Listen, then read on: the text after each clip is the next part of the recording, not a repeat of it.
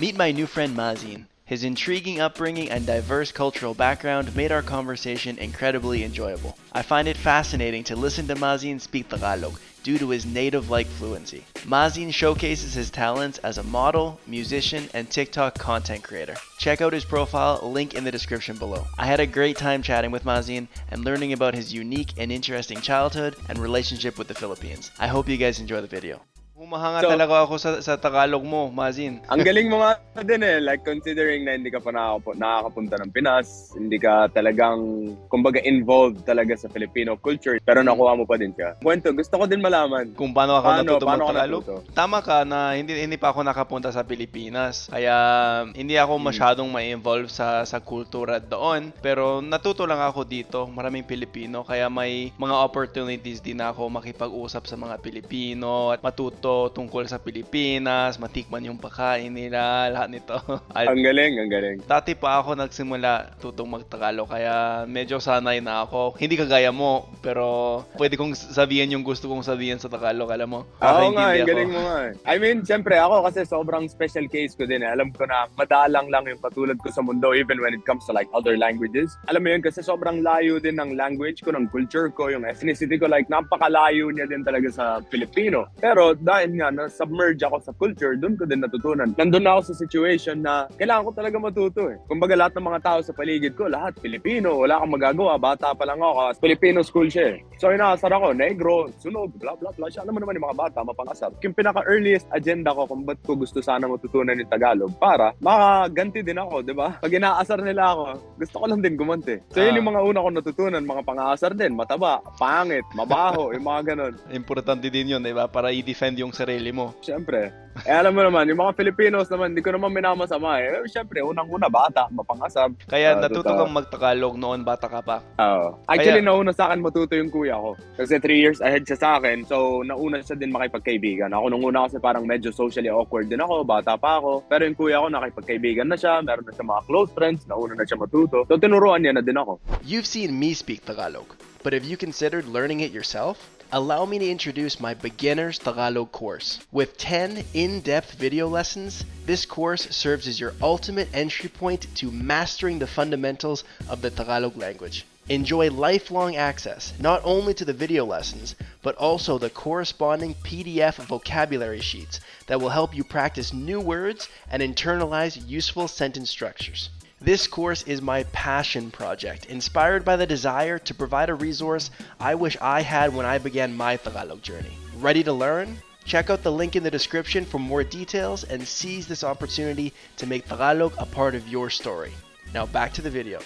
Pero ikwento mo sa akin yung history mo. Bakit ka pumasok sa Filipino school? Actually, purely coincidence kung ba't ako nag-aral sa Filipino school. Kasi ganito, taga-Sudan ako. Ethnically, natively, taga-Sudan ako. Pero hindi ako lumaki sa Sudan. Hindi ako pinanganak sa Sudan. Sa Saudi ako lumaki. Ngayon, nung nandun ako, nung pumasok ako ng nursery, yun yung first school ko. It was an international school. International school daw, pero hindi siya international. It was mostly Filipino. So, nag-aaral ako doon nursery until nursery and prep, I guess. Basta yung mga before grade 1. So, nung nag-preschool ako doon, like, okay, may mga foreign, pero karamihan pa din was Filipinos. Yung mga teachers din namin, karamihan Filipino. Yun yung early roots ng relationship ko with the Filipino culture. Nag-close yung school na yun, naghanap ulit yung parents ko ng English na school, which is actually yun talaga yung purpose nila. Gusto nila matuto kami mag-English. It wasn't even about Filipino culture, Filipino language, like the Philippines had nothing to do with it at all. So, it just so happens na, yung pinakamalapit na English school sa bahay namin, dalawang school yun na same owner, magkadikit. Half is British curriculum, the other half is American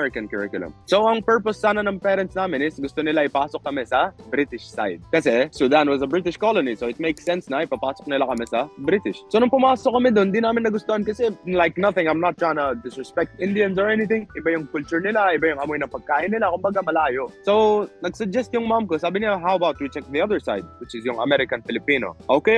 Edi tinignan namin, yun yung naging smooth. So anyway, we took the entrance exams, we made it. Doon ako pumasok ng first grade, elementary. So I stayed there, I studied there until 8th grade. Doon talaga nag-develop. Doon ako natuto mag-Tagalog ng maayos, doon ako nagkaroon ng friends na until this day, they're still very close friends of mine. I still meet up with them every once in a while. Sa tiyan ko, purong English lang yung education nila sa dalawang school, pero Tagalog yung ginagamit nyo sa mga kaklase. Okay, yung curriculum is English. Lahat ng mga books, lahat ng mga references, pag nag-explain in teachers, lahat ng explanation nila, English. Pero, when it comes to communication time, wala na. Pag nagsasalita sila, Tagalog yung gamit. Exactly. Tinaman to si Kuya to, tuwa ako. Kuya, naririnig niya ako, tuwa siya. Thank you, Kuya. Ano daw, magaling ka daw magtagalog? Oo, naririnig niya ako, tuwa siya, gulat siya. Sa simula, Hindi din, mahirap pa kumbaga sa'yo matuto magtagalog kasi parang bagong salita na yun sa'yo, bigla. Yun yung hindi ko masyadong masasabi kasi sobrang bata ko pa nung natuto ako eh. So ako para sa akin, sobrang hindi ako nahirapan. I could say na in less than maybe a year, marunong na ako, like I can already give and take, converse. Lahat ng bagay na gusto mo matutunan habang bata ka pa. Aha, dapat. Pero yung Dapat. problema, hindi pumipili yung bata. Depende lang sa mga magulang. Di ba? Ayun. Kaya nga, yung nga din purely coincidental lang din yung akin. Sinasabi nila, ang galing ng parents mo. Hindi din nila alam, hindi nila inakala. Anong language ng mga magulang mo? Anong ginagamit nila sa bahay noon? Arabic. Marunong ka rin mag-Arabic? Oo naman. Okay, so lumaki ka sa Actually, maraming wika.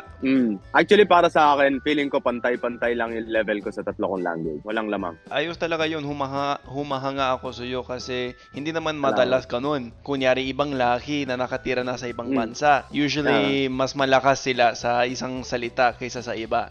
Totoo. Ikwenta mo sa akin, ipinang-anak ka sa Saudi Arabia, tapos lumaki ka doon hanggang 8th grade. Kailan ka pumunta sa Pilipinas? Well, ganito yung nangyari. Kasi nag-aral ako sa Saudi sa 3 school. Until nakatapos ako ng high school, it was still a Filipino school. So, nung after ko ng high school, that was 2012, hindi ako dumiretso dito. Balak ko talaga sana is, syempre, graduate na ako ng Filipino school, marunong ako mag-Tagalog, lahat ng mga kababata ko, Filipinos, dito na nagka-college. Gusto ko din sana pumunta dito. Pero, hindi ako makapunta kasi hindi pa ako 18, hindi ako makakuha ng visa. So, hindi ako nagkaroon ng choice, pumunta na lang ako ng Sudan. Imagine, bansa ako, first time ko pumunta ng Sudan, I was 16 years old. So, doon ko palang nakilala yung family ko, yung extended family ko, mga pinsan ko, tito-tita ko. Ngayon, nag-college ako doon ng 3 years. Kumbaga, dapat doon ako magtatapos, pero eventually hindi ko kinaya. Masyadong malaki yung difference ng kinalakihan ko at nakasanayan ko sa norm doon. So, kumbaga, parang ang tingin nila sa akin is, hindi ka taga dito, taga-labas ka, hindi ka welcome dito. Nag-quit ako ng college ko doon, umuwi ako ng Saudi, and eventually, pumayag na yung papa ko, sabi niya, okay, sige, gusto mo mag-Pinas? Okay, go. Ngayon, over 18 ka na, pwede ka na pumunta mag-isa. So, noong time na yun, 19 years old ako, 2016 to. Process na ako ng visa ko, mag-isa. Pumunta ako dito mag-isa. Ang mga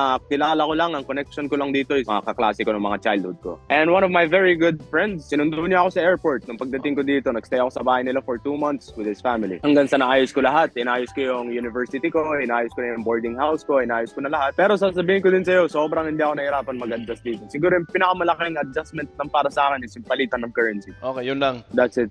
Everything else, alam ko na. Gulat na gulat nga yung mga tao dito nun. Kasi kararating ko lang, di ba? 1 month, 2 months, tatanungin nila ako, gaano ka nakatagal dito? Tanggalin mo magtagalog. 1 buwan pa lang, sir. Paano 1 buwan? Niloloko mo pa ako.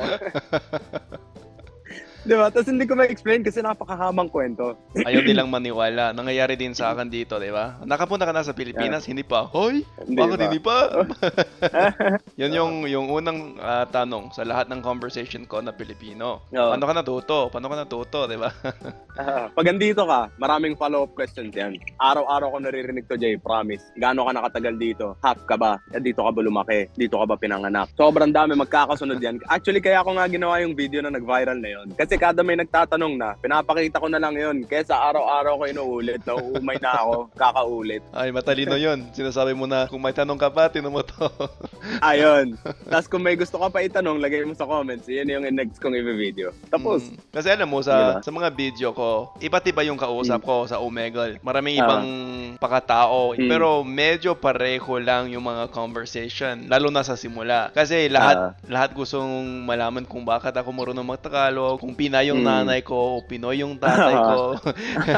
Bilang foreigner sa Pilipinas, anong ugali ng mga Pilipino sa'yo? Ayun, ito yung medyo bibigyan kita ng mixed reviews dito. Kasi, unang-una, habang hindi nila alam na nagtatagalog ako, ito, lagi kang gustong isahan dito sa Pilipinas. Ibang lahi ka, hindi ka marunong magtagalog, Let's say, simplest, nag-stop ka ng tricycle. Yung presyo na ibibigay sa'yo is times 3 sa presyo na ibibigay niya sa Filipino. Pero ako, alam ko na yung mga ganyan kasi nung una pa lang, na-warningan na ako So pagsasakay ako, sabihin ko, kuya, hindi ako taga ibang lugar, taga dito ako. Wag ako, iba na lang.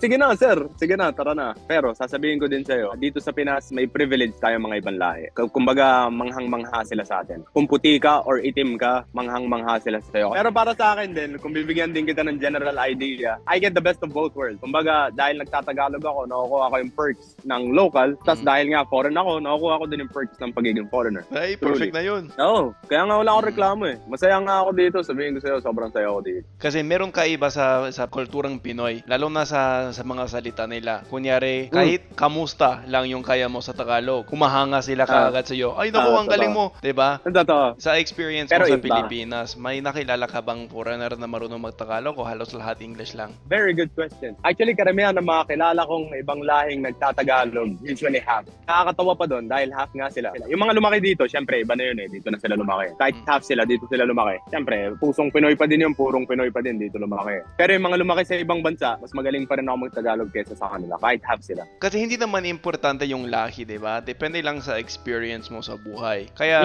humahanga talaga ako sa iyo kasi ang galing mo talaga magtagalog. Pero dapat hindi ako nagugulat kasi pumasok ka sa Filipino school, diba? Totoo nga. Anong pakakaiba? Kung Filipino ka, kung Sudanese ka, kung Canadian ka, matututo ka sa Filipino school, diba? Definitely. Yung nga lang, hindi siya tugma sa itsura. Kasi pag hindi daw nila nakikita yung itsura ko, mapagkakamalan talagang Pinoy. Sinasabi nila. Ang dami nga din nagsasabi sa akin. Kausap nila ako face to face. Sinasabi nila sa akin, bro, pag nagsasalita ka, parang dinuktong lang yung boses sa itsura. Parang hindi ikaw. Kasi parang magkasing galing ka sa Tagalog kaysa sa mga Pilipino. Yung napansin ko sa video mo, kahit yung Taglish mo, parang 100% natural talaga. Diretso lang. Hindi kagaya ng ibang foreigner. Kagaya ko. Sa tingin ko, fluent ako sa Tagalog. Pero halata naman na hindi ako taga-Pilipinas. Pero sa iyo, parang diretso lang. Sa tingin ko, parang Pilipino. Salamat. And then, napansin ko din sa'yo, kung hulaan ko, medyo matanda ka na noon, nagsimula ka matuto mag-Tagalog. 18 ako noon nagsimula ko. Pero ano yung naging dahilan? Bakit? Meron akong nakilalang Pinay sa Canada. Dahil sa girlfriend. Girlfriend ko noon. Medyo matagal kaming 2-4 na taon. Gusto ko lang matutunan yun para sa kanya. Para maintindihan yung kultura niya, kausapan yung mga tropa niya, maintindihan yung chismis, diba? Nice. Ang galing mo. Ay, hindi, mas magaling ka pa. Hindi, kumbaga ako kasi, tulad nga ng sinabi ko sa'yo, na-condition na ako na matuto Kumbaga para kang kumuha ng bata, nilagay mo sa racetrack. Anong kalalabasan nun? Siyempre, magiging sprinter yun, marathon runner, something like that, diba? Parang ganun yung nangyari sa akin. Pero, kumbaga ikaw para kang nasa loob ng bahay pa rin, pero naging marathon runner ka. Gets? Wala ka dun sa environment, yung optimal environment para matuto, pero nagawa mo pa rin. Kaya para sa akin, mas bilang yung accomplishment mo kaysa sa akin. Ako, para sa akin, wala. Andun na ako. Kailangan ko matutunan. Wala akong choice. Tama na, wala akong environment ka noon, bata pa ako. Pero, sa environment na natuto ako, purong Pilipino. Parang immersion talaga yon. Pero mas matanda na lang ako, di ba? Kunyari, yung dating girlfriend ko, siya yung kausap ko araw-araw. Sa call, sa text, sa person. Tagalog talaga yung ginagamit namin noon. Tapos sa trabaho ko, nagtatrabaho ako sa isang department, purong Pilipino sila, yung katrabaho ko. Kaya nagtatagalog din ako 8 hours a day sa trabaho ko. Tapos yung mga customers na store nito, maraming Pilipino. Kaya nagtatagalog din ako sa kanila. Mas madalas ako magtagalog noon kaysa sa English minsan. So, may condition din ako na immersion. Pero nagsimula lang ako ng mas matanda. Ang galing. So, nagkaroon ka din pala ng Filipino ecosystem doon. Meron. Kasi ang daming Pilipino talaga dito, pare. Ang dami. Kaya kung gusto ko magtagalog dito, pwede yun araw-araw. Walang problema. So, sabihin ko din sa'yo, nung bata ako, sobrang galing ko magtagalog. Mas magaling pa ako noon kaysa ngayon. Ngayon, medyo bumigat na yung dila ako kasi nga, I spent some years in Sudan. I spent some years away from the Filipino culture. Yung buong years ko sa Sudan na yun, hindi ko talaga na-practice yung Tagalog. Siguro few times lang. May mga nakasalamuha din akong Filipinos doon. One time, time, nagko-commute ako, nakasakay ako ng bus papuntang college. So pagsakay ko ng bus, may nakita ako may matandang Asian na babae sa bus na walang gusto tumabi. Alam mo yun? Kumbaga, typical discrimination like wherever you go. Kumbaga, pag minority ka doon, alam mo yun, medyo iwasan ka ng mga tao, may mga ganung bagay. Anyway, walang gusto tumabi dito sa Asian lady na to. So nagtaka ako, bakit? Okay, edi ako na lang tatabi sa kanya. So, nag-good morning ako, hi, hello, how are you? Where are you from? Ganto ganyan. Sabi na sa akin, I'm Filipina. Sabi ko, nice. Yan, ngayon, nilalabas ko na yung magic. Sabi ko, ate, magugulat ka ba pag bigla ako nagtagalog? Bro, she was so shocked. Muntik nang atakihin yung babae na yun sa bus. Saan ka pala sa Pilipinas? Sa Manila ako. Nakabiyahe ka na Actually, sa ibang lugar sa Pilipinas o sa Manila ka lang? Hindi, nakapunta din ako. Actually, nung August, pumunta ako sa Palawan. Kung familiar ka sa Palawan. Oo, yung isla. Oo, ang ganda. Ang ganda. Promise. Ilang taon ka na sa Pilipinas? Mag-8 years na. 8 years. Wow, tagal na. 2016, ako dumating dito. Bumabalik ka rin sa Saudi? Actually, huli kong uwi, 2017 pa. Kaya 8 years ka na dyan sa Pilipinas. Anong 8 paborito years. mo sa Pilipinas? Actually, yung paborito kong bagay, which is sa tingin ko din siya, double-edged sword, is yung freedom. Gusto ko yung feeling na malaya. Kasi syempre, yung kinalakihan ko, hindi ganun. Kung sa Saudi man or sa Sudan, may higpit yun kasi parehas silang Muslim countries na traditional na may pagkaganto ganyan. So, nung pagdating ko dito, syempre, feeling ko parang nakakahinga na ako, na malaya na ako, pwede ko nang gawin lahat. Pero, it also comes with some downside. Syempre, pag masyado ka ng malaya, meron ka ng options na gumawa ng mga bagay na hindi maganda. Yun lang naman hinahanap ko yung balance.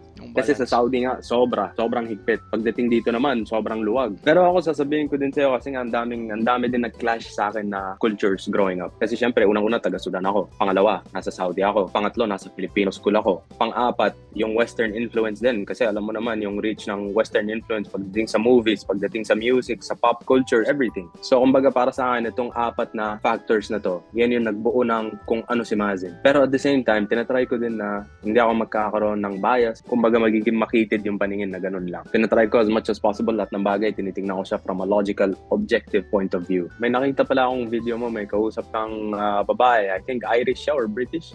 Basta yung nagwawaray. Si Beata, taga Holland, Netherlands. Holland siya, okay. Mhm. Ang galing niya, natuwa ako doon. Ang galing Pinanood talaga ko yung niya. buong video. Through you ko din na-realize na madami palang tao across the world na magagaling din magtagalog. Bago Galing. ko nag-YouTube, wala akong alam sa ibang foreigner na marunong magtagalog. Akala ko ako lang. Na-unite tayo ng isang culture na wala ka doon. Hindi siya culture mo, hindi din siya culture ko, pero tinan mo siya yung dahilan kung ba't tayo nag-uusap ngayon. Oo, tapos yung official language, Tagalog. Ang galing.